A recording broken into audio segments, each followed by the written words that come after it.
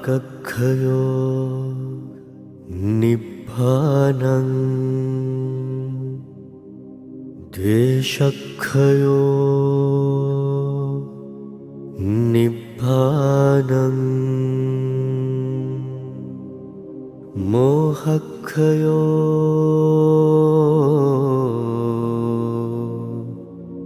නිබ්බානං.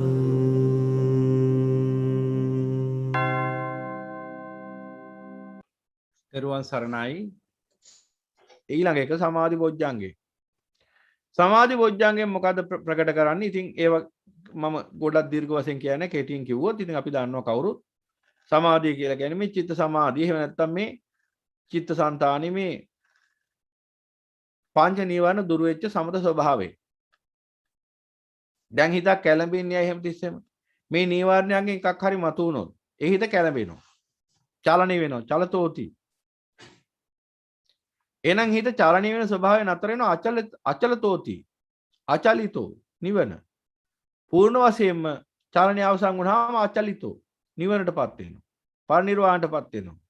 අසංකත ධාතුව තුල චලනයක් නැහැ. එහෙනම් එහි පවතින්නේ අචලිත ස්වභාවය. චලනයක් නැහැ. චලනය වෙන්න කිසිවක් එහි නැහැ. චලනය වෙන්නේ සෑම විටම නාම රූප ධර්මෙහි පැවතියොත්.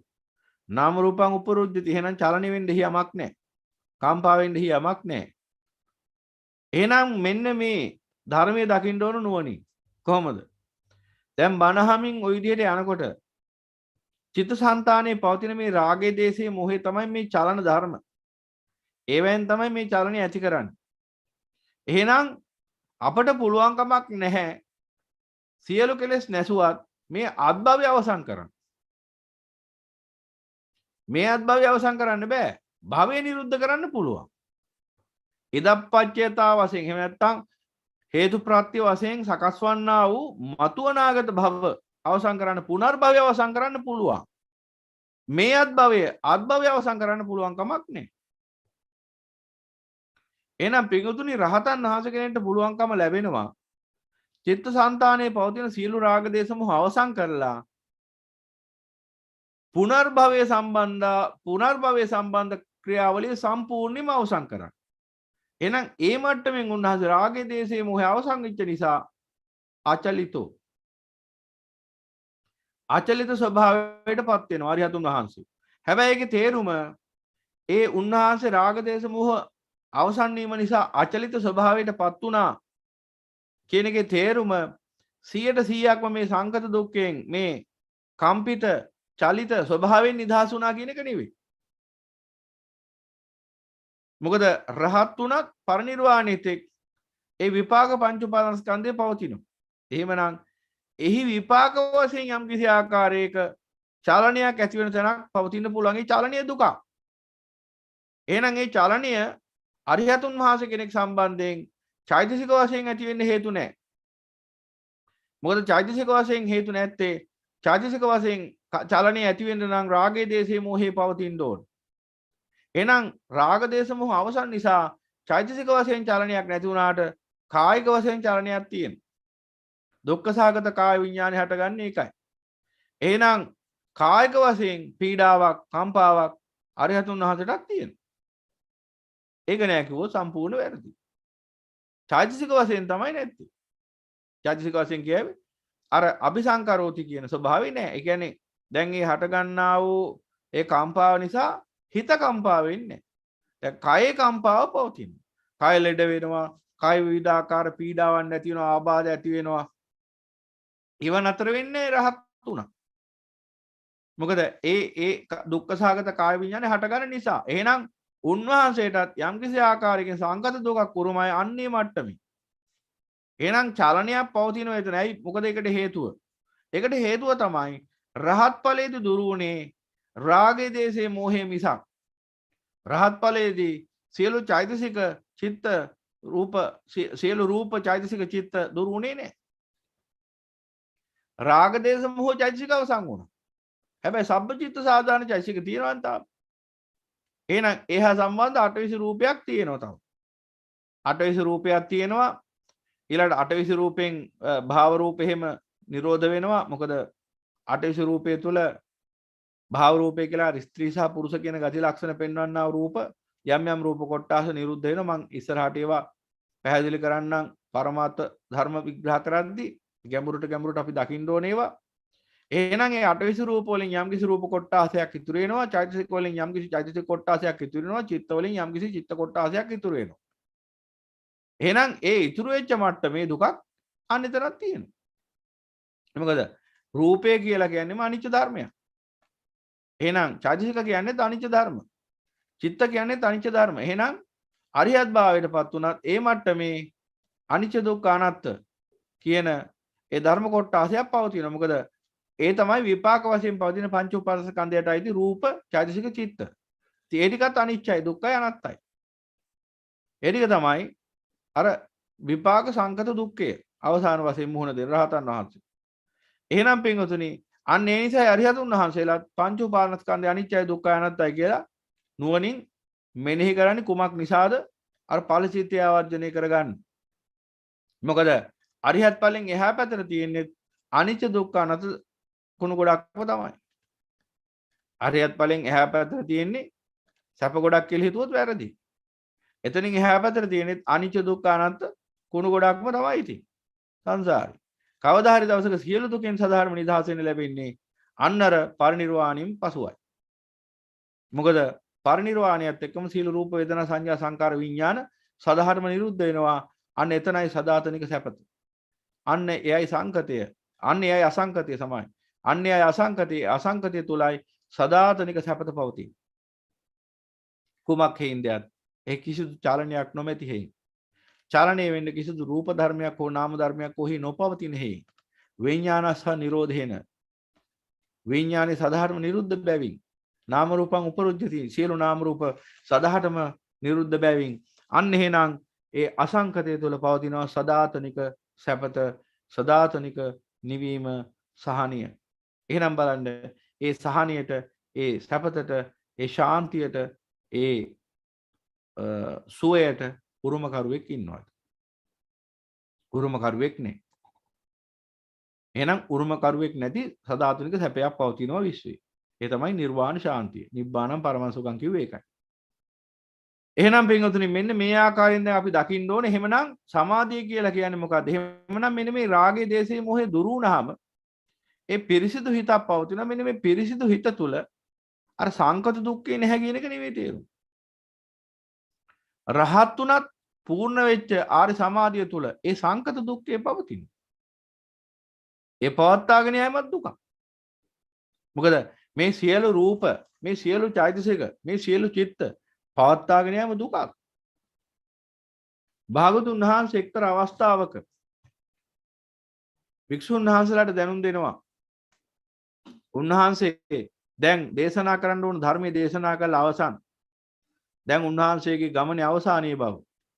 ඒ වෙලාවේ භික්ෂුන් වහන්සේලා භාගතුන් වහන්සේ ගැන ඒ යම්කිසි ආකාරයකින් ඒ මට්ටම් වලින් කෙලස් තිවිච්ච භික්ෂුන් වහන්සේලා ඒ මට්ටම් වලින් සංවේගයටපත් වෙනවා. සංවේගයටපත් වෙලා භාගතුන් වහන්සේට ලෝකේ තවත් බොහෝ මිනිසයන්ට ධර්මයේ දේශනා කරමින් වැඩවසන්න පුළුවන් නේද කියලා සිහිපත් කරනවා. එතකොට භාගතුන් වහන්සේ උත්තරයක් දෙනවා මොකද්ද? මහාන මේ ශාරීරිය හරියට දිරලගේ කරත්තයක් වගේ දැන්. භාගතුන් වහන්සේට මේ ශාරීරිය පවත්වාගෙන යෑම වෙහසක් කියලා. වෙහසක් කියලා. අනේ සංකත දුක්ඛය. වෙහසක්. වෙහසයි කියලා කිව්වහම චෛතසික වශයෙන් දුකයි කියන එක නෙවෙයි. හිතේ ඇති දුකක් ගැන නෙවෙයි කිව්වේ. කායික වශයෙන් ඇතිවන්නා වූ වෙහසක් තියෙනවා. ඒ වගේම අත්භවයේ පවත්වාගෙන යෑමේ වෙහසක් තියෙනවා. ඒ ප්‍රඥාවට පේන එය දුකක් බව. ඒ නිසා තමයි එහෙම නොවුනා නම් එහෙම කල්පනා කරන්න. එහෙම නොවුනා නම් irdipaada වඩපු උත්තමයෝ අරියතුන් වහන්සේ සම්මා සම්බුදු පියාණන් වහන්සේ අරියතුන් වහන්සේලා සදාතනික වශයෙන් මේ විශ්වය ඇදීදී එහෙනම් සම්මා සම්බුදු පියාණන් වහන්සේ චේදී කියන සූත්‍ර විග්‍රහ කරනවා. ආනන්ද හැමදෙරට පෙන්වා දෙනවා ආනන්ද මේ සෙව් ඉඳුපා එහෙම නැත්නම් මේ සතර irdipaada වැඩූ බැවින් භාගතුන් වහන්සේට ඕනනම් කල්පයක් වැඩ ඉන්න පුළුවන් කියලා. කල්පයක් වහම අපිට වර්ෂ ගණනක් තීරණය කරන්න බෑනේ. එතකොට එහෙනම් ඒ වගේම අරිහතුන් වහන්සේලාටත් පුළුවන් සෙව් ඉඳුපා වඩපු උත්තමයන්ට. ඇයි එහෙනම් උන්වහන්සේලා වැඩින්නේ නැත්තේ එහෙම? අයි අපගේ සම්මා සම්බුදු පියාණන් වහන්සේට අවුරුදු 120ක් ආයුෂ තියෙද්දි අවුරුදු 80න් පරිනිර්වාණයටපත් වුණේ. හිතලා බලන්න ඔබ. ඒ මහා කරුණාවෙන් උන්වහන්සේ උපරිම කාලයක් ධර්මයේ දේශනා කරමින් වැඩ හිටියා ලෝකේ. තවදුරටත් ඒ කය පවත්වාගෙන යන්න බෑ. අබල දුබල වෙලා ඒ කය පවත්වාගෙන යන්න වෙහෙසක්. දැන් ඔබ හිතන්න එපා සම්මා සම්බුදු පියාණන් වහන්සේට වෙහෙස දැනුන්නේ නැහැ කියලා. එහෙම හිතුවොත් එහෙම නිකන් අපි අර රහත් භාවය කියන්නේ මේ නිර්වින්දනයටපත් වෙනවා වගේ ස්වභාවයක් කියලා හිතන් ඉන්නේ. නිකන් මුකුත්ම නැති මහ පුදුමාකාර අద్భుත සත්‍යය බවටපත් වුණා කියලා හිතන් ඉන්නේ රහතන් වහන්සේ කියන්නේ. කිසිම වෙහෙසක් නැති, කිසිම පීඩා, ඒ කියන්නේ කායික වශයෙන් පීඩාවක් නැති, උණුසුම සීතල දැනෙන්නේ නැති, බඩගින්න පිපාසය දැනෙන්නේ නැති, මැසි මදුරුවන්ගේ පීඩා දැනෙන්නේ නැති පුදුමාකාර ස්වභාවයකටපත් වෙච්ච අබ්බූත ජීවියෙක් කියලා හිතා ගන්නවා රහතන් වහන්සේ. ඒ අපේ ඔළුවේ තියෙන චිත්‍ර. පින්වතුනි, ඔබම නුවණින් කල්පනා කරලා බලන්න, ඔබ ගැනම හිතන්න. රාගයේ දේශයේ මෝහය දුරු වෙලා ගියා මිසක් මේ අත්භවයේ වෙහෙස දුරු වෙලා ගියාද? රාගයේ දේශයේ මෝහය දුරු වෙලා ගිය නිසා චෛතසික වශයෙන් හට ගන්නා වෙහෙස නැහැ. කායික වශයෙන් මේ අත්භවයේ පවත්වාගෙන යෑම වෙහෙස ඒක දුරු වුණා. ඒක දුරු වෙන්නේ නැහැ. එහෙනම් සියලු දුකින් කවදාද අවසන්? සියලු දුකින් කවදාද නිදහස් වෙන්නේ? සියලු දුකින් නිදහස් වෙන්නේ පරිනිර්වාණයෙන්. සියලු දුක් අවසන් වෙන්නේ එදාට. කාගේ දුක් අවසන් වුණාද කියලා හොයන්න අවශ්‍ය නැහැ. කාගේද දුක් අවසන් වෙන්නේ කියලා අපි අහනවා නම් එතන තියෙන සක්කාය දිට්ඨියමයි. ධර්මයේ නොදැක්කා වූ පුද්ගලෙක් ඒ වගේ ප්‍රශ්නයක් අහන්න පුළුවන් කාගේ දුකද අවසන් වෙන්නේ කියලා. පටිසමුප්පාදය දැක්කේ නැති වුනහම එහෙම තමයි හිතාගෙන ඉන්නේ. දුක කාගේ හරි කියලා හිතන් ඉන්නේ. කාට හරි පනවනවා දුක. දුක්ඛ ස්කන්ධය කිව්ව මිසක් සත්‍ය පුද්ගලයක ආත්මයක් කියලා භාගතුන් වහන්සේ සඳහන් කරේ නෑනේ. දුක්ඛ ස්කන්ධය කෙලවර වෙන්නේ. අවිජ්ජා ප්‍රත්‍යයෙන් හටගත්තා තෘෂ්ණා ප්‍රත්‍යයෙන් වැඩුණා වූ දුක්ඛ ස්කන්ධය කෙලවර වෙනවා. එහෙනම් පිටුත් දැන් පැහැදිලි කරන්න උත්සාහ කරත් එතකොට මේ සමාධිය තුල මේ රාගයේ දේශයේ මෝහය දුරු වුණා කියලා කියන්නේ සියලු දුක් දුරු වුණා කියන එක නෙවෙයි. දැන් ඔබටම බලන්න මේ වෙලාවේ ඔබ බණ අහගෙන ඉන්නවා. ඔබ බොහොම සතුටින් හොඳින් කැමැත්තෙන් බණ අහගෙන ඉන්නවා. දැන් මේ වෙලාව ඔබේ හිතේ රාගයේ දේශයේ මෝහය දුරු වෙලා යම් චිත්ත සමාධියක් ඇති වෙලා තියෙනවා. හැබැයි චිත්ත සමාධිය ඇති වුණා කියලා මේ වෙලාවේ මේ අත්භවයට සම්බන්ධ සියලු වද වේදනා දුක් වේදනාවන්ගෙන් ඔබ නිදහස්ද බලන්න. එහෙම නිදහස් නැහැ. ඒ නිසා අර භාගතුන් වහන්සේ මේ දැහැන් වැඩිම ඉහාත්ම සුඛ විහරණය පිණිස හේතු වෙනවා කියලා සල්ලේක සූත්‍රයේ සඳහන් කළේ. සල්ලේක සූත්‍රය. උන්වහන්සේ දේශනා කරනවා මේ දැහැන් පුදෙක්ම මේ දැහැන් ඉහාත්ම සුඛ විහරණය පිණිසයි. එහෙම නැතුව මේ දැහැන් රාග දේශ මොහ දුරු කිරීම පිණිස නොවේ. සල්ලේක සූත්‍රය අරන් බලන්න පටන් ගන්නකොටම තියෙනවා. උන්වහන්සේ මේ දැහැන් වඩන්න කියලා කිව්වේ. දැන් උන්වහන්සේ මේ ලෝකෝත්තර දැහැන වඩන්න කියන අර්ථයයි. කෙනෙක් අර්පණා දැහැනට සමවැදීම කියන අර්ථය දෙකක් එතන තියෙන්නේ. ඔක තේරුම් ගත්තේ නැත්නම් මහා පටලැවිල්ලක් ඇති වෙනවා. ඒ කියන්නේ ලෝකෝත්තර දැහැන වඩන්න කියලා කිව්වේ සප්තබොජ්ජංග වඩන්න කියන එක. රාග දේශ මොහ දුරු කරගන්න කියන එක. රාගේ දේශේ මොහ දුරු කර ගැනීම. ධ්‍යායිතෝ කිව්වේ කෙලෙස් දව හැරීම. ධ්‍යායිතෝ කිව්වේ කෙලෙස් දව හැරීමෙන් අර්ථයෙන් ලෝකෝත්තර දැහැන කියන සප්තබොජ්ජංග වලට. දැන් මේක ගැන තමයි විස්තර කරමින් ඉන්නේ මේ. එහෙනම් ලෝකෝත්තර දැහැන කියන්නේ සප්තබොජ්ජංග ලෝකෝත්තර දැහැන් කිව්වේ සප්තබොජ්ජංග වලට. එතකොට කෙනෙක් මොන ක්‍රමෙන් හරි සමත ක්‍රමෙන් හරි විදර්ශනා ක්‍රමෙන් හරි සප්තබොජ්ජංග වඩනවා නම් එහෙනම් අන්‍යයා තුල ලෝකෝත්තර දැහැන වැඩෙනවා.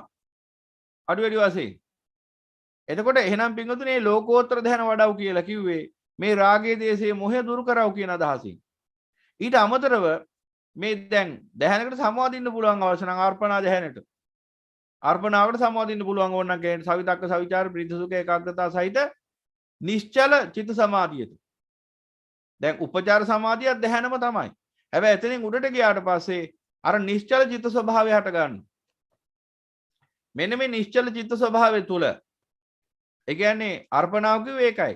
ප්‍රබල චිත්ත සමාධිය අර්පණා කිව්වේ. නොසෙල්වි පවතිනව නොසෙල්ලනවා කිව්වේ 100% නොසෙල්ලනවා කියන එක නෙවෙයි. සමාපatti තරම් ප්‍රබල නැහැ. ධානය. යම් කිසි ආකාරයකින් ඒක බිඳෙන්න පුළුවන්. නමුත් උපචාර සමාධියට වඩා නොසෙල්ලෙන ස්වභාවයෙන් යුක්තයි. එහෙනම් ඒ දැහැනට සමවැදිලා යම්කිසි ආර්ය පුද්ගලයෙක්ට ඉන්න පුළුවන්. අන්නේ දැහැන් වලට සමවැදුනහම මොකද වෙන්නේ? අර පුද්ගලයාගේ කායික වශයෙන් ඇතිවන්නා වූ 10න්ගෙන් නිදහස් වෙන්න පුළුවන්කම තියෙනවා. ප්‍රධාන වශයෙන් කායික 10න්ගෙන් නිදහස් වෙන්න පුළුවන්කම තියෙන. ඊට අමතරව චෛතසික 10න්ගෙනුත් නිදහස් වෙන්න පුළුවන්කම තියෙනවා ප්‍රථම ධානයේ සිට ඉහළට යනකොට. එතකොට එහෙනම් යමෙක්ගේ දැහැන් ඒ ආකාරයෙන් පරිහරණය කරන්නත් පුළුවන්. මොකද? ඒ කායික චෛතසික සුවේ විදින අදහස. එහෙමුණොත් ඒ දැහැන කෙලස් කපා හරින දැහැනක් නෙවෙයි. එහෙමුණොත් ඒක හුදෙක්ම ඉහාත්ම සුඛ විහරණයේ පිණිස පවතිනව දැහැන. සල්ලේක සූත්‍රය අරන් බලන්න. එහෙනම් භාගතුන් වහන්සේ දේශනා කරේ දැහැන් ගත වෙවි දැහැන්ගත වෙවි ඉන්න එකක් නෙවෙයි. දැහැන අවශ්‍ය නම් පරිහරණය කරන්න පුළුවන්. ප්‍රථම ධානයටපත් වෙලා විදර්ශනා වඩන්න පුළුවන් සමත පූර්වාංගම විදර්ශනා. භාගතුන් වහන්සේ ලෝකෝත්තර ධානය යනුවෙන් අර්ථකථනය කරන්නේ විවේක නිස්සිත, විරාග නිස්සිත, නිරෝධ නිස්සිත, වස්සග්ග පරිණාමේ සප්තබොජ්ජංග වර්ධනය, සප්තබොජ්ජංග වැඩිම. එහෙනම් සප්තබොජ්ජංග වැඩිමයි භාගතුන් වහන්සේ පෙන්වා දෙන ලෝකෝත්තර ධානය. ලෝකෝත්තර ධානය වැඩිම කියලා කිව්වේ. එහෙනම් සප්තබොජ්ජංග වැඩුවාම සතර ධානයම පූර්ණ වෙනවා. ඒ කිව්වේ සතර ධානය වලට අයිති චිත්ත ස්වභාවයන් පූර්ණ වෙනවා. සප්තබොජ්ජංග වැඩුවාම. එහෙනම් දැන් මේ සප්තබොජ්ජංග ගැන අවබෝධය ඇති වුණාම ඔබට ඔබගේ ජීවිතයේ ඕනෑම ඉරියව්වක ඉඳගෙන ඕනෑම ආකාරයකට ඕනෑම දිනයක ඕනෑම වෙලාවක මේ සප්තබොජ්ජංග වඩන්න පුළුවන්. ඒ බොජ්ජංග වඩන්න ඕන කාල නිර්ණයන් ගැන හරියටම දැනගෙන. දැන් මම අද ඒ දහම් ව්‍යාකරණයත් කෙටියෙන් නමුත් දක්වලා අද දවසේදී මේ සප්තබොජ්ජංග ධර්ම පිළිබඳ ඒ දේශනාව අවසන් කරනවා. එතකොට ඒ අවසානයේදී ඔබට පැහැදිලි කරලා දෙන්න නැවත සිහිපත් කරන්න. මොකද මීට ඉස්සෙල්ලත් ඒ ධර්මය අපි සාකච්ඡා කළා. අද දවසේදී නැවත මේ සමාලෝචනයක් සහිතව සිහිපත් කරනවා මෙතෙක් අපි අහපු ධර්මය. එතකොට පින්වතුනි එහෙනම් මේ සමාධිය කියලා කියන්නේ එහෙනම් පංච නීවරණ දුර වෙච්ච චිත්ත ස්වභාවය. එතකොට මේ පංච නීවරණ දුර වෙච්ච චිත්ත ස්වභාවය කියලා කියන්නේ සියලු සංකතයන්ගෙන් නිදහස්, සියලු සංකත දුක්ඛයන්ගෙන් නිදහස් වෙච්ච චිත්ත ස්වභාවයක් නෙවෙයි. සංකත දුක්ඛේ උරුමයි. නමුත් රාගයේ දේශේ මොහය පහ වෙලා ගියපු සමත ස්වභාවයේ හිතේ. ඕක තේරුම් ගන්න බැරි වුණොත් එහෙම සමාධිය කියලා හිතන් ඉන්නේ හැමතිස්සෙම ඇස් දෙක වහගෙන ඉන්න එකට. සමාධිය වඩනවා කිය කරන්නේ හැමතිස්සෙම ඇස් දෙක වහගෙන කොහේ හරි වාඩි වෙලා මොකක් හරි කිය ඉන්න එක. ඕකට සමාධිය කියන්නේ. එතකොට එහෙනම් ආර්ය පුද්ගලයෙක්ට පාරේ යනකොට සමාධිය නැද්ද දැන්? ගෙදර දොරේ වැඩපල කරද්දී සමාධිය නැද්ද? භික්ෂුවකට පන්සලේ අනිකුත් වැඩ කරද්දී සමාධිය නැද්ද? එහෙනම් සමාධිය කියන එක මේ ඇහැට දකින්න පුළුවන් එකක්ද? කෙනෙක්ගේ හිතේ රාගයේ දේශයේ මොහේ පවතිනවද නැද්ද කියලා කොහොමද පිටින් බලලා තීරණය කරන්නේ? එහෙම තීරණය කරන්න බෑ. එහෙම තීරණය කරන්න ගියොත් ඔබ ලොකු වරදක් කරගන්නවා. දැන් කෙනෙක් කතා කරන විදිහ බලලා, ඇවිදින විදිහ බලලා, කන බොන විදිහ බලලා මොනවා හරි එහෙම මේ පරිබාහිර ලක්ෂණ ටිකක් පරික්ෂා කරගෙන ඉක්මනට මේ පුද්ගලයාගේ සමාධිය මෙහෙම එකක් කියලා තීරණය කරන්න ඔබ ගියොත් ඒ පුද්ගලයාට සමාධියක් පවතිනවද නැද්ද කියලා ඔබ මහා විනාශයක් කරගෙන තමයි නතර වෙන්නේ. මොකද එහෙම සමාධිය මේ ඇහෙන් දකින්න පුළුවන් එකක් නෙවෙයි. කෙනෙකුගේ චිත්තසංතානි රාගයේ දේශයේ මොහේ පවතිනවද නැද්ද කියලා දකින්න නම් සාමාන්‍ය රහතන් වහන්සේ කෙනෙක්ට උනත්, ඒ කියන්නේ රහතන් වහන්සේ කෙනෙක්ට උනත් ඒක දකින්න නම් චේතෝපරිය ඥාන තියෙන්න ඕන. පරිචිත්ත විඥාන ඥාන. අභිඥා තියෙන්න ඕන. නැති කෙනෙක්ට කොහොමදවත් දකින්න බෑ. අනුමාන වශයෙන් දකින්න පුළුවන්. ඒ අභිඥාව ලැබෙන කෙනෙක්ටත් යම් කිසි ආකාරයකින් අර සියුම් ඥාන පහළ වෙලා එහෙමත් දකින්න පුළුවන් ඒ චේතෝපරිය ඥානෙ. හැබැයි ඒ ඇරින්නට පූර්ණ වශයෙන් නිගමනයක් දෙන්න බෑ පින්වතුනි. ඒ නිසා මේ ආර්ය සමාධිය කියන එක සාමාන්‍ය ජනයට අඳුර ගන්න පුළුවන් එකක් නෙවෙයි. ඒක ආනන්තරික සමාධියයි. යම් බුද්ධ සෙට්ටෝ පරිවන්නං සුචින් සමාධිමානන්තරිකඤ්ඤ මාහු සමාධිනා තේන සමෝන විජ්ජති. මේ සමාධිය හා සමාන සමාධියක් නෑ වෙන. ආර්ය සමාධිය හා සමාන. මොකද ඒක විශිෂ්ට සමාධියක්. අර ලෝකයේ තියෙන සමාධිය ඇවිල්ලා කොහේ හරි ගිහිල්ලා ඒ මොහොතේදී ලබන සමාධියක් විතරයි. ලෞකික සමාධිය ලබන්න කොහෙට හරි යන්න ඕන. භාවනා වැඩමුළුවකට යන්න ඕන. භාවනා වැඩසටහනකට යන්න ඕන. කොහේ හරි ගිහිල්ලා ඇස් දෙක වහගෙන ඉන්න ඕන. කර්මස්ථානයක් කරන් සජ්ජායනා කරන්න ඕන. එතකොට තමයි ලෞකික සමාධිය වැඩෙන්නේ. ආර්ය සමාධිය කියන්නේ එහෙම එකක් නෙවෙයි. ආර්ය සමාධිය කියලා කියන්නේ නිරන්තරයෙන් පවතින චිත්ත සමතය, චිත්තේ සමතය. ඒතං සන්තං ඒතං පනිතං යදිදං සබ්බ සංකාර සමතෝ. යමෙක්ගේ විදර්ශනා යමෙක්ගේ ධර්මාබෝධයෙන් යුක්ත විදර්ශනා ඥාන යුක්තව කල් ගෙවනවා නම් ඒ පුද්ගලයාගේ පංච නීවරණ පහවිච්ච චිත්ත ස්වභාවය තමයි හැමතිස්සෙම දකින්න හම්බ වෙන්නේ. ඒ චිත්ත සමාධිය ශාන්තයි ප්‍රණීතයි. ඒම සුවයි. ඒම මහා සහනයක්. දැන් මේ රාග දේශයේ මොහේ උපන්නාම ඒ සිතේ මහා අසහනයක් පවතින්නේ. මහා පීඩාවක් පවතින්නේ. මහා ව්‍යසනයක් පවතින්නේ. මහා නොරිසුන් ස්වභාවයක් පවතින්නේ. මහා දාහයක් පවතින්නේ. එහෙනම් ඒ චිත්ත සමාධිය එහෙනම් ඒ චිත්තේ රාගයේ දේශයේ මොහේ දුරු වුණාම තදංග විස්කාමන සමුච්ඡේද මට්ටමට හරි පූර්ණ වශයෙන් පටිපස්සද්ද නිස්සන්න වශයෙන් 100%ක්ම සියලුම කෙලෙස් නැසිලා ගියාම අරියත් ඵල සමාධිය. එහෙනම් ඊට මෙහා මට්ටමේ ඉන්න අයටත් අඩුවෙඩු වශයෙන් ඒ ශාන්ත ප්‍රණීත භාවය අත්දකින්න ලැබෙනවා. එහෙනම් එහෙම ලැබෙන්නේ කොහොමද? අන්නර නීවරණ පහවිච්ච චිත්ත ස්වභාවය මත. එහෙනම් ආර්ය සමාධිය කියලා කියන්නේ මේ පිටින් බලලා දකින්න පුළුවන් එකක් නෙමෙයි. මෙයා සමාධිය වඩන කෙනෙක්, මෙයා සමාධිය වඩන්නේ නැති කෙනෙක් එහෙම කියන්නත් බෑ. යම්කිසි ආකාරයකින් දිගින් දිගට ඇසුරු කරනකොට එයාගේ සීලය සහ ප්‍රඥාව පිළිබඳ දිගින් දිගට ඇසුරු කරද්දී සීලය ගැනත් දිගින් දිගට සාකච්ඡා කරද්දී ප්‍රඥාව ගැනත් යම්කිසි අවබෝධයක් ඇති වෙනවා. ඒ අවබෝධය ඇසුරින් පරීක්ෂා කරලා බැලුවොත් මිසක් නැත්නම් කෙනෙක්ගේ ආර්ය සමාධිය මෙයා ආර්ය සමාධියක් ඇති පුද්ගලෙක් නැති පුද්ගලෙක් එහෙම කියන්න බෑ.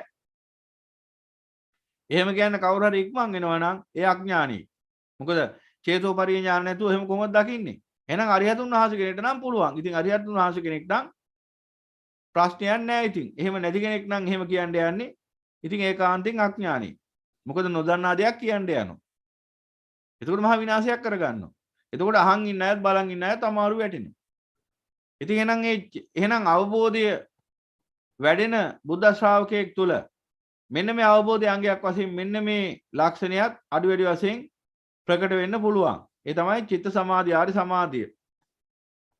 දැන් ඒ ආරි සමාධිය ඔබටම අත්දකින්න පුළුවන් මේ බණ අහද්දි හොඳට. ඔබ තුල ආරි සමාධිය වැඩිලාද තියෙන කියලා දැන් ඔබට හොඳට අත්දකින්න පුළුවන්. මේ ධර්ම දේශනාවල දිගින් දිගට කන් දෙකකින් ඉන්න පුළුවන් නම්. කියන්නේ භාගතුන මේ ධර්ම දේශනාවට කියන්නේ මේ ලෞතුරු වන ධර්ම දේශනාව කියන අදහසින් නෙවෙයි. විදිහට පටු විදිහට ගන්න එපා. කියවෙනවා ඉතින් එහෙම. බුදු පියාණන් වහන්සේගේ ධර්මයේට දිගින් දිගට කන් දීගෙන ඉන්න පුළුවන්කමක් තියෙනවා. කුමන හෝ භික්ෂුන් වහන්සේ නමක්, යතිවරයන්න් වහන්සේ නමක් මේ ලෝකේ ධර්මයේ දේශනා කරනවා. එක උත්තමයෙක් නෙමෙයි. උත්තමයන් බොහෝ ප්‍රමාණයක්. එතකොට ඒ උත්තමයේ දේශනා කරන ධර්මයේ නිර්මලමා ධර්මය නා. නිර්මලමා ධර්මයේ ඉන්නුනේ. භික්ෂුවගේ නාම ගම වතගොත තෝඹු වැඩන්නේ අපට. දේශනා කරන ධර්මයේ බුදු පියාණන් වහන්සේගේ ධර්මයේ වෙන්න ඕන. අමා ධර්මයේ වෙන්න ඕන. ඒ අමා ධර්මේ නම් දේශනා කරන්නේ. එහෙනම් ඒ කාන්ත වශයෙන්ම ඒ ධර්මයට කන් දීගෙන ඉන්නකොට මොකද වෙන්නේ? අන්නර චිත්ත සමාධිය වැඩෙන්න පටන් ගන්නවා. ඉතින් දැන් ඔබට එහෙනම් අත්දකින්න පුළුවන්කම ලැබෙනවා. කුමන භික්ෂුව කවුද කියලා වැඩක් නැහැ නේ මං කියවනේ. භික්ෂුව කවුද කියන එක අදාළ නැහැ. යම් කල්යාණ මිත්‍රයෙක් භික්ෂුවක් හෝ භික්ෂුණියක් හෝ උපාසකයෙක් උපාසිකාවක් යන ආදි වශයෙන් මේ ධර්මයේ දේශනා කරනකොට ඔබට ධර්මය අමා ධර්මය කියලා මුලින්ම තීරණය කරගන්න පුළුවන්කම ලැබෙන්න ඕන. මොකද ඔබට චතුරාර්ය සත්‍යයට, පටිසමුප්පාදයට, ඊළඟට ත්‍රිලක්ෂණයට, ඊළඟට විනයට ඕන ක්‍රමයකට ඕන පරයයකට බහ බලන්න පුළුවන් මේ ධර්මය. පටන් ගන්නකොටම කියන්න පුළුවන් මේ ධර්මය මේ ධර්මයේද මේ අධර්මයේද කියලා. මොකද හේතුඵල න්‍යාය ධර්මයේ පිහිටාද මේ ධර්මයේ ප්‍රකාශ කරන්නේ. ඒ කියන්නේ හේතුඵල න්‍යාය පිහිටාගෙන මේ ධර්මය ප්‍රකාශයට පත් කරන්නේ, දේශනා කරන්න කියලා දැනගන්න පුළුවන් මුලදිම ඒ ධර්මයේ මනවින් කන් දීලා අහගෙන ඉඳලා ਵਿਚාරය කරන්න ගත්තොත් චින්තාමය ඥානෙ. එතකොට පුළුවන් අපිට මේ ධර්මය කන් දිය යුතු ධර්මයක්ද නැත්නම් කන් නොදිය යුතු ධර්මයක්ද කියලා තේරුම් ගන්න. ඒ අනුසාරයෙන් අපි කොහොම හරි තේරුම් ගත්තා කියමුකෝ. පටිසමුපාදයට චතුරාර්ය සත්‍යයට බහ බැලුවා. පටිසමුපාදයට බහ බැලුවා. ත්‍රිලක්ෂණයට බහ බැලුවා. රාගදේශ මොහ විනයට බහ බැලුවා. එතකොට පේන්න ගත්තා මේ ධර්මයේ තමයි. මේ අමා ධර්මයේ තමයි. හේතුම් පටිච්චසමුප්පාදං හේතු භංගා නිරුජ්ජති. හේතුවක් නිසා සකස් වන්නා වූ ලෝකය හේතු නිරෝධයෙන් නිරුද්ධ කළ හැකි යන න්‍යාය ධර්මයේ මත පිහිටාගෙනයි මේ ධර්මයේ දේශනා වෙන්නේ කියලා දකින්න පුළුවන්. එහෙනම් අන්නේ ධර්මයේ ඇහෙන්න ගත්තට පස්සේ අන්නර චිත්ත සමාධිය පිහිටනවා. ආර්ය සමාධිය කොච්චර දුරකට වැඩිලාද කියලා බලා ගන්න පුළුවන් ඔබට අන්නේ අනුසාරයෙන්. එහෙනම් අන්න එදාට පින්වතුනි ඔබට පුළුවන්කම ලැබෙනවා ඔබේ සමාධිය කොයිතරම් බලවත් එකක්ද කියලා පරීක්ෂා කරන්න. දැන් අපේ මේ ආර්ය ශ්‍රාවක පින්වතුන් බොහෝ විට දක්වන කාරණාවක් තමයි දීර්ඝ වේලාවක් තිස්සේ ධර්මයේ ශ්‍රවණය කරන්න හැකියාවක් ඒ අයට ලැබිලා තියෙන බව. දීර්ඝ වේලාවක් තිස්සේ සමාජයට භික්ෂුව මේ ධර්මාසනෙ නැගිටලා ගියත් ඒ ශ්‍රාවකයෝ ඉන්නව හැම මින්දකේ. ඒතරම් ඔවුන්ගේ චිත්ත සමාධිය ප්‍රබලයි. එතකොට පින්වතුනි එහෙනම් මෙන්න මේ චිත්ත සමාධිය ආකාරයෙන් ප්‍රකට වෙන අවබෝධයට පත්වන්නා වූ පුද්ගලයන් තුල. එහෙනම් ඔබ අවබෝධයට පත් වෙමින් ඉන්න. අවබෝධය පූර්ණ වෙමින් ඉන්න කෙනෙක්ද කියලා කාගෙන්වත් අහන්න ඕනේ. තමන්ටම දැනගන්න පුළුවන් ওই ක්‍රමයට. ඒ ආර්ය සමාධිය කොයිතරම් බලවත්ද? කොයිතරම් කාලයක් එක පවත්වාගෙන යන්න පුළුවන්ද? ඉතින් ඒ ආර්ය සමාධිය තුල ඉඳගෙන තමයි පඨමේව සමාධි පච්චේක ඥානං විදර්ශනා උපදින්නේ. විදර්ශනා ඥාන හටගන්නේ. ඉතින් ඒක මේ බණ අහගෙන ඉන්නකොට විතරක් නෙවෙයි. බණ අහලා අවසන් වුණාට පස්සේ ඒ සමාධිය පවතිනවද නැද්ද? ඉතින් එහෙම වුණොත් එහෙම බණ අහගෙන ඉන්නකොට විතරක් නම් ඒ සමාධිය පවතින්නේ. ඉතින් එහෙනම් ධර්මය අහලා ඉවර වෙච්ච ගමන් විසමාධිය. එතන ඒ කියන්නේ රාග දේශ මොහ. එහෙනම් මේ බණ අහගෙන ඉන්නකොට විතරක් නෙවෙයි බණ අහගෙන ඉන්නකොට මොකද වෙන්නේ? උපචාර සමාධිය තීව්‍ර මට්ටමකට එන්නේ. තවත් සමහර පින්වතුන් සඳහන් කරනවා ඒ තීව්‍රභාවය ඉක්මවලා ගිහිලිවලා අර්පණාවටත් යනවා. ඒකෙවි දැන් මේ භික්ෂුව යම් කිසි ධර්මයක් දේශනා කරමින් ඉන්නකොට ඒ ධම්ම ව්‍යාකරණයක් ගැන හිතන්න පටන් ගන්නවා එයා අධිකට දිගට. ඊට පස්සේ දන්නේම නැතුව දේශනාවෙන් පිට ගිහිල්ලා, ඒ කියන්නේ දේශනාවෙන් පිටපයින්නවා. මොකද අර්පණාවට හිත ඔසවනකොට මනෝද්වාරයට විතරක් හිත පිහිටනවා. එතකොට චක්කු සෝත ගාන જીවහා කාය කියන ద్వාර භව නිරුද්ධයි. එදාට මනෝද්වාරය පිහිටනවා. ඉතින් මනෝද්වාරය විතරක් හිත පිහිටියාම මොකද වෙන්නේ? මනෝද්වාරය පිහිටාගෙන මන ධම්ම දෙක ක්‍රියාත්මක වෙනකොට සෝතද්වාරය නිරුද්ධ නිසා බණ අහන තැන වාඩිලා හිටියත් ධර්මය ඇහෙන්නේ නැහැ. අර්පණා ධානය මතුවෙන්න පටන් ගන්නවා. එහෙම අත්දැකීම් තියෙන්න පුළුවන් එක්කෙනාට. සමහර බොරුටත් කියන්න පුළුවන්. සමහර ඇත්තටමත් කියන්න පුළුවන්. හැබැයි ඒක වෙන්නත් පුළුවන්. මොකද අර්පණාවේ මතුවෙන්න පුළුවන් නැත්තේ නෑ. එහෙනම් පිංගුතුනි එතකොට මේ බණ අහගෙන ඉන්නකොට මේ සමාධිය තීව්‍ර වෙනවා. හැබැයි බණ අහන්න නැති වෙලාවටත් ඒ සමාධිය තියෙන්න ඕන. ඒක ආනන්තරික සමාධිය කිය. අන්තරයක් නැතුව පවතින සමාධිය. දැන් ලෞකික සමාධිය වල අන්තරයක් තියෙනවා. ඒක තියෙන්නේ පන්සලේ ඉන්නකොට විතරයි. භාවනා වැඩමුළු ඉන්නකම් විතරයි. දවස් 4 හරි 5 හරි 10 හරි 7 හරි එහෙම භාවනා වැඩමුළු ඉන්නකම් ඒ ලෞකික සමාධිය තියෙනවා.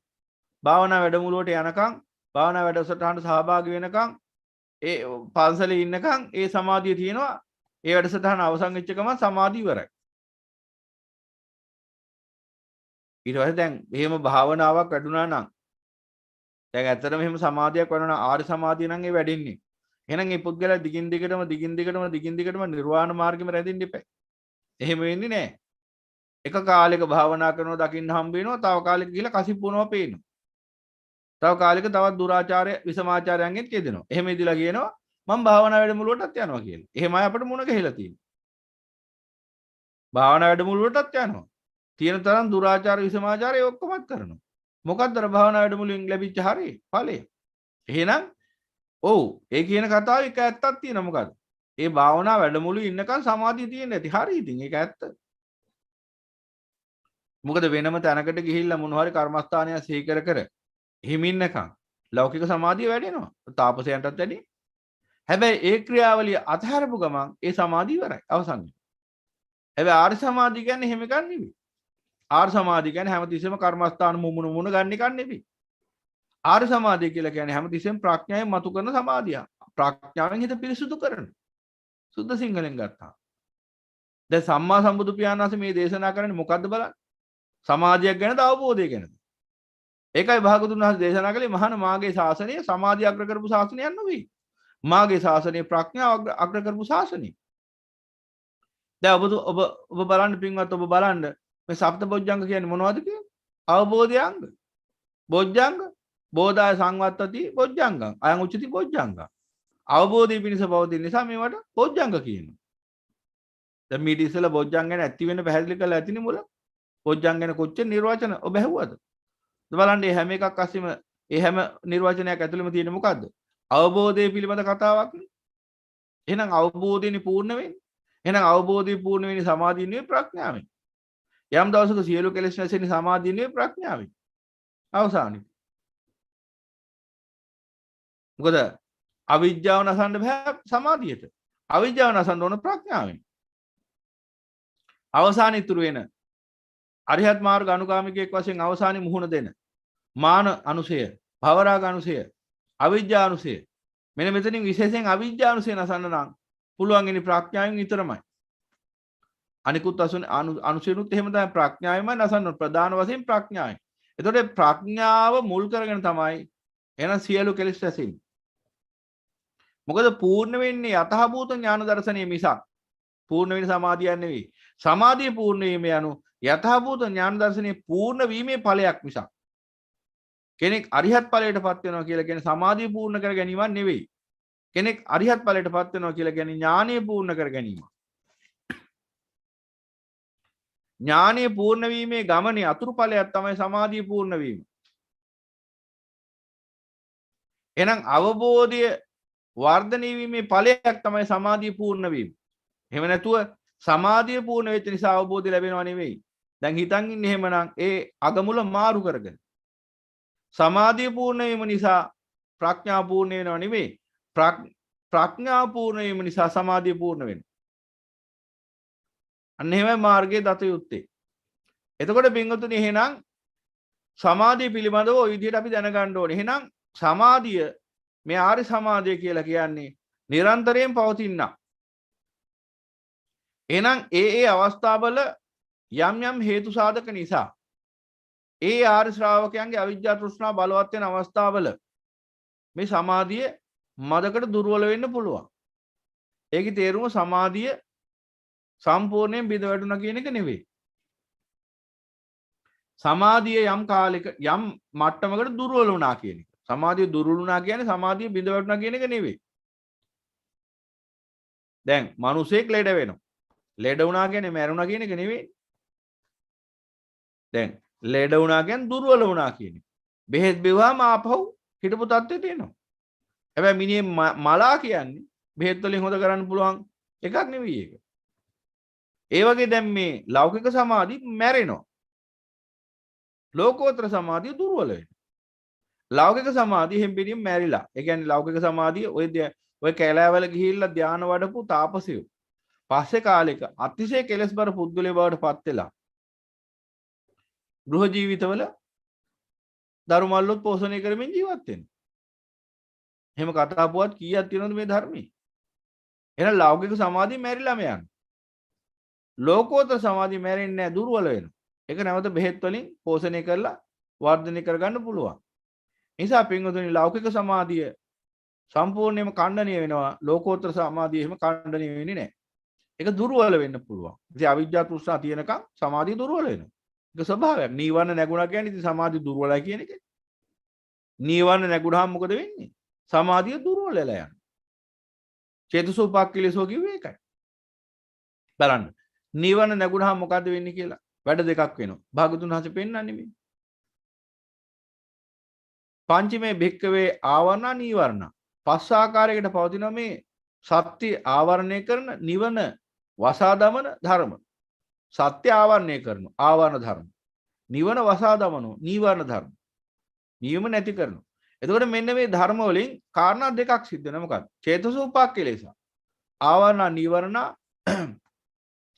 චේතසෝපක්ඛිලේස. අන්න හිතේ උපක්ඛිලේස හට ගන්නවා. ඒ නිසා මොකද වෙන්නේ? සමාධි බිඳිලා යනවා. ඊළඟට පඤ්ඤාය දුබ්බලීකරණ. ප්‍රඥාව මොට වෙනවා. විදර්ශනාව දුර්වල වෙනවා. එහෙනම් නීවරණ මතුනහම මොකද වෙන්නේ? නීවරණ මතුනහම සමාධිය දුර්වල වෙනවා. ප්‍රඥාවත් දුර්වල වෙනවා. දෙකම දුර්වල වෙනවා. දුර්වල වුණා කිව්වා මිසක් දුබ්බලීකරණා කියලා තියෙන්නේ. දුබ්බලීකරණයි කිව්ව දුර්වල වුණා කියන්නේ. දුර්වල වුණා කියලා කියන්නේ නැති වුණා කියන එක නෙවෙයි. මම ඉස්සෙල්ලා පැහැදිලි කරේ ඒකයි. ඕනම දෙයක් දුර්වල වෙන්න පුළුවන්. හැබැයි යමක් වෙනසිලා ගියා මරණයටපත් වුණා කියන එකක්, යමක් දුර්වල වුණා කියන්නේ තව එකක්. එහෙනම් පින්වතුනි ආර්ය සමාධිය දුර්වල වෙනවා මිසක් ආර්ය සමාධිය අහිමි වෙලා යන්නේ නැහැ කවදාවත්. ඒකයි මේ ඥාර්යානික අපචේගාමි සමාධි තියෙන ලක්ෂණي. ඒකයි ආනන්තරිකයි කිව්වේ. දැන් ලෞකික සමාධි හැම එකක්ම නිකම් බොහොම සුළු කාලයයි තියෙනවා බිඳිලා යනවා. ඒ විදිහට මේ භාවනා වැඩමුළුවට යන්න බැරුණොත් ආයි සමාධියක් නැහැ පුද්ගලයා තුල. ආයි තියෙන විසමාධිය ඊයින් පස්සේ. ඊට පස්සේ ඉතින් මිනි මරා ගන්නත් පුළුවන් ඊයින් පස්සේ ඕන. අර භාවනා පන්ති යන කාලේ තමයි පොඩි සමාධියක් තිබුණේ. ඒ කාලේ හිතන් හිටියා ඒක තමයි නිවන කියලා. මොකද ඒ මට්ටමේ නිවීමක් ආවත් දැන් කිසිම දවසක චතුරාර්ය සත්‍ය ධර්මය අස අවබෝධ නොකරපු කෙනාටත් පුළුවන් ඒ සමාධිය නම් වඩවන්න. රාගයේ දේශේ මොහේ දුරු කරගන්න ඒ මොහොතට තදංග විස්කම්මන වශයෙන් යම්කිසි කර්මස්ථානයක් දීලා උපදෙස් දෙනවා. චතුරාර්ය සත්‍ය පිළිබඳ පරිසම්පාදයේ පිළිබඳ ත්‍රිලක්ෂණයේ පිළිබඳ උද්‍යව්‍ය ඥාන පිළිබඳ අංශු මාත්‍රයක අවබෝධයක් නැදත් ඒ පුද්ගලයාටත් පුළුවන් ඒ මොහොතේදී අර සමත කර්මස්ථාන පාවිච්චි කරමින් කසින ක්‍රම වලට රාගයේ දේශේ මොහය යටපත් කරගන්න. එහෙම යටපත් කරගත්තාම මේ පුද්ගලයා ඉතින් ඕන්නම් අර වංචනික පුද්ගලයෙක් නම් ඒ කටයුත්ත මෙහෙවන්නේ. එතකොට පුළුවන් අර පුද්ගලයාව මෝඩයට අන්දන්න, ගුණාට අන්දන්න, රවට්ටන්න. මොකද? ඔය තමයි නිවන කියලා. එදාට ඒ අසරණ මිනිස්සු මූලා වෙනව නිවන කියලා. ඒ තදංග විස්කම්මන චිත්ත සමාධියට. ඒ తాවකාලික සමතේට. එහෙමත් වෙන්න පුළුවන්. එහෙම වෙලක් තියෙන ලෝකෙ මේක පෙරත් අදත් වෙන්න පුළුවන්, හෙටත් වෙන්න පුළුවන්. හැබැයි සම්මා සම්බුදු පියාණන් වහන්සේ පෙන්වා දෙන්නේ එහෙම සමාධියක් නෙවෙයි. උන්වහන්සේ පෙන්වන්නේ මේ දත කාල ආයාසයෙන් මතු කර ගන්න ඕන සමාධියක් ගැන නෙවෙයි. උන්වහන්සේ පෙන්වා දෙන්නේ අවබෝධයෙන් වැඩෙන සමාධියක් ගැන. අවබෝධය වැඩෙනවත් එක්කම සමාධිය වැඩෙනවා. එහෙම නැතුව සමාධිය නිසා අවබෝධය වැඩෙනව නෙවෙයි. ඒක හොඳට තේරුම් ගන්න ඕන. එහෙම වුණොත් එහෙම අපි සම්මා සම්බුදු පියාණන් වහන්සේගේ බුද්ධ වචනේ උඩින් ගිහිලි ඉවර වෙලා මේ ශාසනය සමාධිය අග්‍ර කරගත් ශාසනයක් බවට පත් කරනවා. මේ පඤ්ඤාවන්ත සයන්දම්මෝ කියලා උන්වහන්සේ නිරන්තරයෙන් දේශනා කරන මේ ප්‍රඥාවන්තයන්ට මේ ධර්මයේ මිසක් සමාධිවන්තයන්ට නෙවෙයි. ප්‍රඥාව නිසා සමාධිය ඇති වෙනවා. දැන් බලන්න ඔබ මේ වෙලාවේ සමාධියෙන් යුක්තව කාල් ගෙවනවා. දැන් මේ සමාධිය කුමක් නිසාද හටගත්තේ? මේ ධර්ම දේශනාවට කන් දීගෙන ඉන්න නිසා. එහෙනම් මේ සමාධිය ප්‍රඥාව මුල් කරගෙන හටගත් සමාධියක් නෙවෙයි. එහෙනම් බණහගෙන ඉන්නකොට අරිහත් ඵලයටපත් උනේ කොහොමද? බණහගෙන ඉන්නකොට අරිහත් ඵලයටපත් වෙනවා. හොඳම උදාහරණේ අපගේ අග්‍ර ශ්‍රාවක උතුමන් වහන්සේ. තව කවුරු ගැන දක්වන්නද? සාරිපුත්ත උත්තමයාණන් වහන්සේ. දීඝනග සූත්‍රය අසා අවබෝධ කරගෙන උන්වහන්සේ අරිහත් ඵලයටපත් වෙනවා. සම්මා සම්බුදු පියාණන් වහන්සේට පවන් සලමින් සිටින ඉරියව්වේදීම සම්මා සම්බුදු පියාණන් වහන්සේට පවන් සලනවා. ඒ ඉරියව්වේ මිදගෙන උන්වහන්සේ දීඝනග බ්‍රාහ්මණයට දේශනා කරපු දීඝනග සූත්‍රය අහගෙන ඉන්නකොට අරිහත් ඵලයටපත් වෙනවා. එහෙනම් ධර්ම දේශනාවට කන් දීගෙන ඉඳිද්දිනේ අරිහත් ඵලයටපත් උනේ. එහෙනම් ඒ කියන්නේ ප්‍රඥාව මුල් වෙලානේ ධර්ම දේශනාවකට කන් දෙන්නේ. ඒ ප්‍රඥාවෙන් තමයි සමාධිය හටගන්නේ. එහෙනම් එතන සමාධියත් වැඩුණා තමයි. හැබැයි සමාධිය වැඩුණේ ප්‍රඥාව මුල් කරගෙන. ප්‍රඥාව නැති තැනක වැඩෙන සමාධිය අනාර්ය සමාධිය.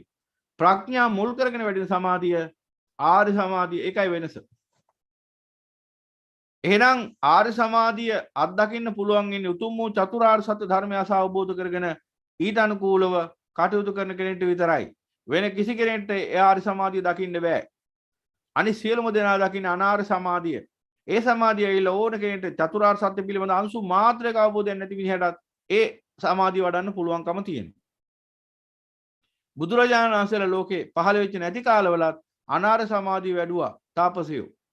ඒ නිසා පින්වතුනි මේ ආර්ය සමාධිය අත්දකින්න පුළුවන් ඉන්නේ අවබෝධයෙන් යුක්ත පුද්ගලයෙක් තුලින් විතරයි.